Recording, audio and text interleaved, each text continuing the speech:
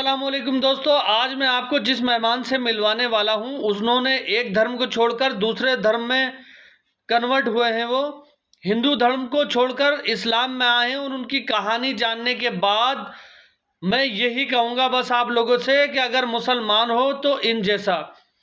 वो लोग जो पहले से मुसलमान हैं वो भी इनकी कहानी देखने के बाद सुधर जाएंगे और सही रास्ते पे आ जाएंगे। मेरी ज़िंदगी बदल चुकी है जब से मैंने इनकी कहानी सुनी है, इनको देखा है। ये मान के चलिए आप कि पूरी दुनिया ही पलट जाएगी। तो मैं आपको दिखाता हूँ इनकी ये वीडियो, इनसे मिलवाता हूँ आपको और इंशाअल्लाह ताला बाद में आपको बताऊँगा। तो चलिए शुरू करते हैं इनकी वीडियो। 2009 में मेरी शादी हुई थी। 2009 तक मैं अपनी ज़िंदगी गुजार रहा था जिस तरह से एक आम जाहिल या जिस तरह से गुजारते हैं।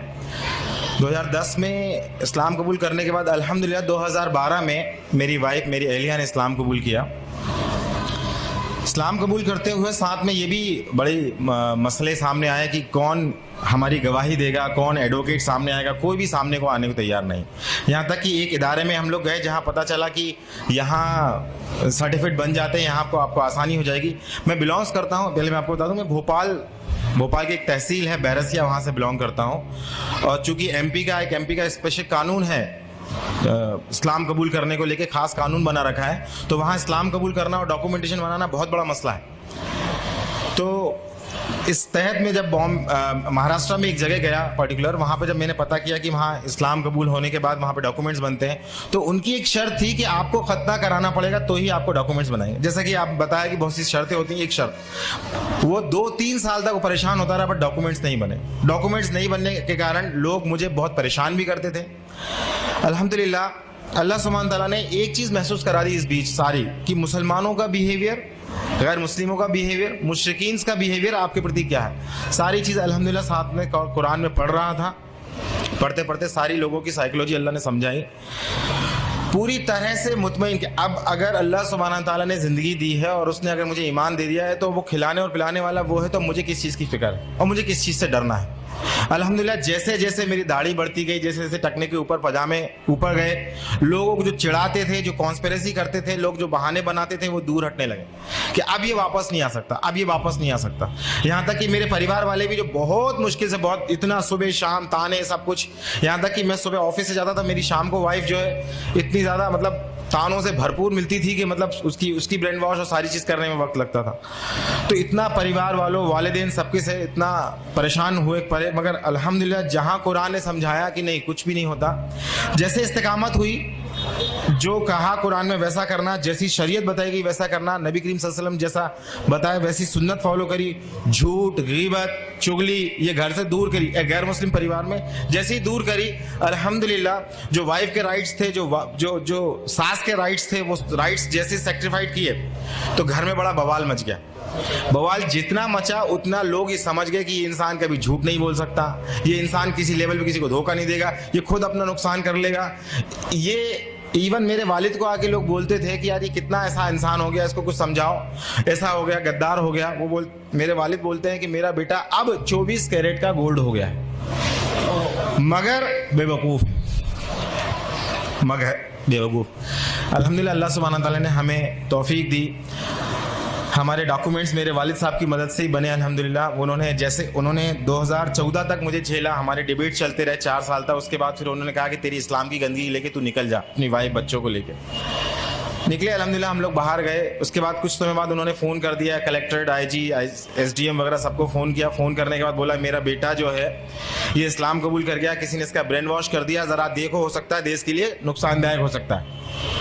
मेरे वालिद साहब फ़ोन करके बोल रहे हैं। मैं इस समय ऑफिस की ड्यूटी पे था। जब वहाँ से वापस आया उन्होंने उस समय फ़ोन लगाया कि आप कहाँ पर हैं, हमें आपको ऊपर से बहुत सारे प्रेशर है, हमें आपका बयान लेना। मैंने कहा मैं जहाँ पर भी हूँ आप आ जाइए, मैं आ नहीं सकता ड्यूटी छोड़ के, आना तो पड़ेगा तुमको। तो मैंने कहा ठीक है आप वारंट निकाल दीजिए। तो क्या कब तक आते? तो मैंने कहा इतने दिन में जब भी आता मैं आपको फ़ोन कर। जब मैं आया, आने के बाद मैं उनको बयान दिया तो मैंने कहा आप 2 रजिस्टर खोल के बैठिए, एक मैं आपको बयान देता हूँ, लिखिए। मैं अपनी मर्जी से, किसी भी कोई प्रेशर से नहीं, मैं अपने इस्लाम कबूल किया, कोई पैसा नहीं, कोई नहीं पहचानता, कोई मेरे साथ सपोर्ट नहीं, कोई गवाह नहीं, बट मैं हूँ, क्या करना बोलो। दूसरी चीज़ मैं बोला अब आप सुनिए कि मैं इस्लाम क्यों कबूल किया, क्योंकि तुम भी जानते हो ईश्वर है कि मैं भी जानता हूँ ईश्वर है, और ये कुरान तुम्हारे लिए खाने में। अल्हम्दुलिल्लाह नेक्स्ट डे मेरी वाइफ के लिए बोले बयान लेके उनका बयान होना, तो मेरी वाइफ को सब लोग और भी लोग जो थे वो डरा दिए। जिन लोगों सबसे पहले जो हमारे अंसार बने अल्हम्दुलिल्लाह, अल्लाह उन्हें जज़ाया खैर दे, उनके हम रह रहे थे अल्लाह सुब्हान ताला ने, तो उनको लोगों को डराया। तो मेरी वाइफ जब पहुंची वहां, तो मैंने वाइफ को बोला कि अगर कुछ ऐसा मसला होता है डांटने डपटने मारने का, तुम भाग के तुरंत चौराहे पे आ जाना, वहां पिटेंगे तो अल्हम्दुलिल्लाह शहादत होगी, मसला नहीं। लोग पूछेंगे क्यों पिट रहे हैं, कम से कम रीजन की तरफ जाएंगे, काम हो जाएगा हमारा। लोग पूछेंगे क्या बात है, ऐसा क्या बेवकूफ़ बन गए इस्लाम में, ये हमारा काम हो जाएगा, लोगों के अंदर क्यूरियोसिटी पैदा होगी। अल्हम्दुलिल्लाह वहाँ पे भी ये मंजर रहा कि एक पुलिस वाला बच्चों को संभाल रहा है, एक पुलिस वाला बाहर गेट पर रोक दिया सारों को रोकने के लिए, एक पुलिस वाला मोहब्बत से बयान ले रहा है। अल्हम्दुलिल्लाह अल्लाह का करना ये हुआ कि एक पुलिस वाला हमको बोलता है, अब ये जो तुमने बयान लिया उसके IT रिपोर्ट डाल के तुम उसका IT से इन्फॉर्मेशन लेके RTI के तहत पूरी इन्फॉर्मेशन ले लो, तुम्हारे डॉक्यूमेंट्स बनाने में काम आएगी। वहाँ से डॉक्यूमेंट्स मेरे अब्बा की मदद से चालू हुए बनना। अब तक मैं क्या सोच रहा था कि मेरे अब्बा की इज्जत, मेरे अम्मी की इज्जत, मेरे रिश्तेदारों की इज्जत, अल्लाह सुब्हान ताला यहाँ एक बात समझा दिया, सबसे ज्यादा मोहब्बत तुम्हें अल्लाह से करनी है, उसके बाद तुम्हें सबसे करनी है। अगर तुमने उसके साथ किसी और से ज्यादा इमोशनल अटैच हुए, वहीं से तुम्हारी आजमाइश आएगी। तो ये चीज बड़ी मुश्किल से समझ में आई। जब तक मैं, मेरे अब्बा हैं, मेरी माँ हैं, इनके हुकूक हैं, इनके सारी चीजें हैं, ये सब चल रहा था, बेशक हुकूक है। इस्लाम कभी नहीं कहता रिश्ते तोड़ने को, बट वो बार बार रिश्ता तोड़ रहा है, रिश्ता तो तोड़ रहा है, शर्त रख रहा है। इस्लाम शर्त नहीं रख रहा। मैंने एक्सेप्ट किया, आप करना कबूल करो मत करो, मैं आपकी पूरी तरह खिदमत करूंगा, पर इस चीज को नहीं समझ रहे हो। तो एक इमोशंस, आज भी अगर इमोशन से ज्यादा अगर हम लोग ज्यादा तरजीह देते हैं, आज भी हम मुसलमान होने के बावजूद, तो अल्लाह सुब्हान ताला मुशरिकों के बारे में पहले ही फरमा चुका है कि ये लोग दुनिया पसंद होते हैं, ये लोग ख्वाहिश पसंद होते हैं, ये तो चाहते हैं तुम्हें, जब तक कि तुम्हें अपने उल्टे पैर ना फेर दें, तुम्हारे पीछे से नहीं हटेंगे। फिर अल्हम्दुलिल्लाह इस्लाम एक्सेप्ट होने के बाद फिर लोगों को दावत तबलीग का काम चला, और इस बीच ये समझ में आया कि मुझे करना क्या है। फाइनली अल्हम्दुलिल्लाह मेरी जॉब चली गई 2015 में, अल्हम्दुलिल्लाह बोलता हूँ, क्योंकि बड़ा मुश्किल वो मुझे झेल रहे थे। उसके बाद उन्होंने कहा कि हम अपना, मैंने कहा सर क्यों चली गई जॉब, जरा मुझे बताएंगे। तो बोलते हैं हमारा एक डायमंड है वो चला गया, मगर हम मजबूर हैं।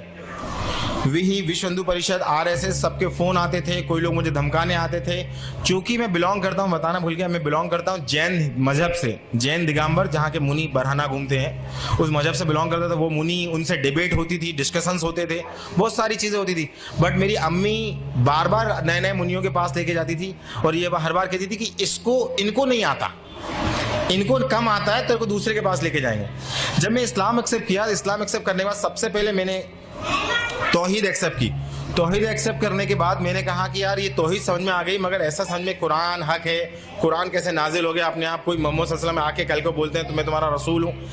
इसकी तहकीक के लिए जब मैं इस्लाम एक्सेप्ट कर लिया, बनिया था मैंने कहा अगर ये हक है तो पहले इस्लाम कबूल कर लो बाद में ऐसा नहीं होगा, केवल गफलत की बात है। तो जब मैं इस्लाम एक्सेप्ट किया, फिर मैं हिंदुइज्म की किताबें पढ़ा, फिर जैनिज्म की किताबें पढ़ा।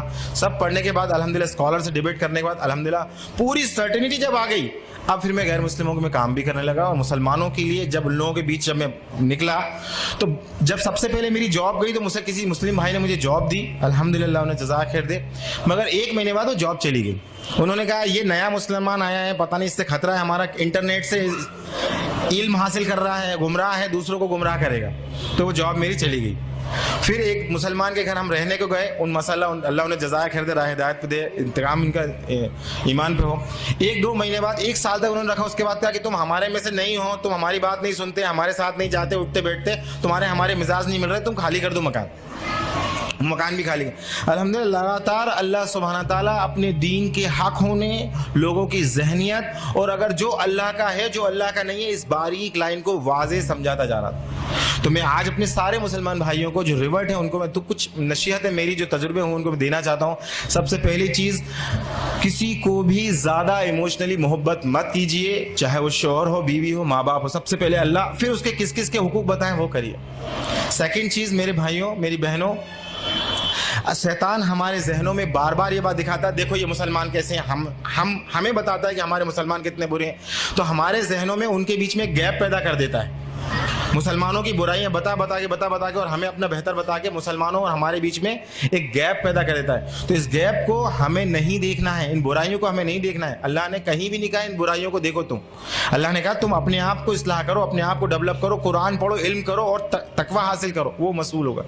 तीसरी चीज़, हम इतना ज़्यादा परेशान हो चुके होते हैं मसाइल से, ज़माने के मसाइल से, लोगों की गाली से, लोगों के किनारा करने से। जो मुसलमान हमें मदद करते हैं, कल जब हम उन्हें इस्लाह की 4 बातें बताते हैं तो वो हमसे किनारा कर लेते हैं। इन सारे मसाइलों से हम इतना ज़्यादा परेशान हो चुके होते हैं, तो अल्टीमेटली बात ये आती है कि हम इनमें कूद के उनको इस्लाह करने की कोशिश करते हैं। तो मेरा मशवरा यहाँ ये है कि केवल और केवल कुरान पहले अपने, अल्लाह भी कुरान में फरमा रहा है कि बचाओ अपने आप को और अपने अहलो अहल को जहन्नुम की आग से। तो सबसे ज़्यादा मेहनत करें अपने बच्चों और अपने बीवी बच्चों पे। क्यों? क्योंकि मेरी अहलिया मुझसे पूछती है, कि मुझसे कहती है कि मुझे फिक्र अपनी थी कि अपना हम जो कर रहे हैं ठीक है, मगर मुझे खौफ इस बात का है कि मेरा बेटा जहन्नुम ना चला जाए, मैं उसकी क्या तैयारी कर दूं, क्योंकि ये भी एक ऐसा मुसलमान बन जाएगा जिन मुसलमानों को देख रहा है।